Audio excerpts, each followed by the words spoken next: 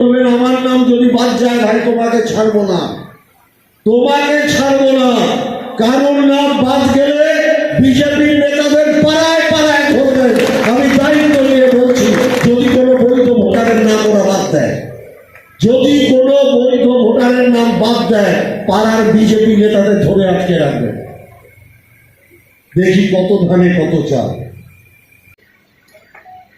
ও গায়ের জোরে বিরোধী দলনেতা কি বললো, এসআইআর সব নাম বাদ দিয়ে দেবো, এটা কারোর পৈতৃক সম্পত্তি না যে সেখানে আমি বাদ দিয়ে দেবো। এত ক্ষমতা নেই। আমি দায়িত্ব নিয়ে বলছি, যখনই দেখবেন নির্বাচন কমিশনের লোক বাড়ি বাড়ি যাবে, আপনাদের কাজ হচ্ছে খুঁটিয়ে দেখা কারোর নাম বাদ গেল কিনা। আমরা কোনো বৈধ ভোটারের নাম বাদ দিতে দেব না। হ্যাঁ, যদি কোনো অস্বচ্ছতা থাকে ভোটার লিস্টে, আপনি ঠিক করুন, আমাদের কোনো আপত্তি নেই। কিন্তু একটা বৈধ ভোটার, একটা, ওরা যদি বাদ দিতে চায়, বাংলায় আগুন জ্বালিয়ে দেবে মমতা ব্যানার্জি, অভিষেক ব্যানার্জি।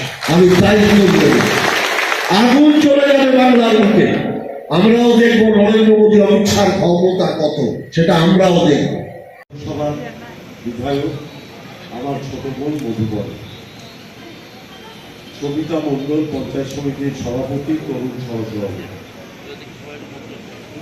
পরিমলরা আছেন, সব্যসাচী ইলা, এরা হচ্ছে জেলার একজন যুবক দায়িত্ব, একজন মহিলা দায়িত্ব, অর্পণ প্রতিমারা এখানকার যুবক দায়িত্বে, মহিলার দায়িত্ব, আরো বিভিন্ন অনেক দায়িত্বপূর্ণ প্রধান, উপপ্রধান, পঞ্চায়েত সমিতি, জেলা পরিষদ এবং অতি অবশ্যই মমতা ব্যানার্জি যাদের আসল সম্পদ বলে মনে করেন,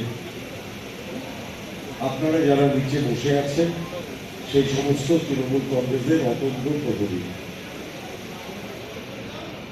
আমিও যখন রাজনীতি শুরু করেছিলাম, সেদিন আমি কিন্তু জানতাম না যে বড় হয়ে আমি একজন এমপি হব, সভাপতি হব, এমএলএ হব, মন্ত্রী হব।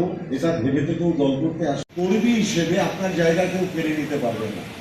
দেখবেন সভাপতির চেয়ারের বদল হয়, এমএলএ চেয়ারের বদল হয়, পঞ্চায়েত সমিতির সভাপতির বদল হয়, সংগঠনের সভাপতির বদল হয়, কিন্তু কর্মীদের চেয়ার কোনোদিন বদল হয় না। যারা প্রকৃত কর্মী, তাদের কোনোদিন চেয়ার যাওয়ার কোনো রকম কোনো আশঙ্কা থাকে।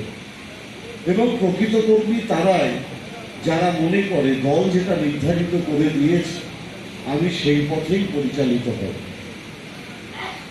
আমি একটা গল্প দিয়ে আমার বক্তব্য শুরু করি। আপনারা প্রত্যেকে নিশ্চয়ই স্বামী বিবেকানন্দের নাম শুনেছেন।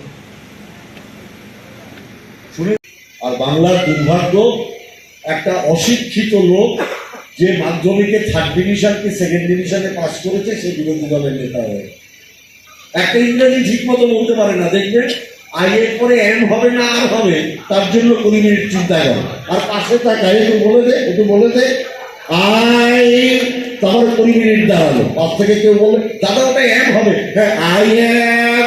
এই হচ্ছে একটা বিরোধী দলের নেতা। তা সেই দলটা কি হবে?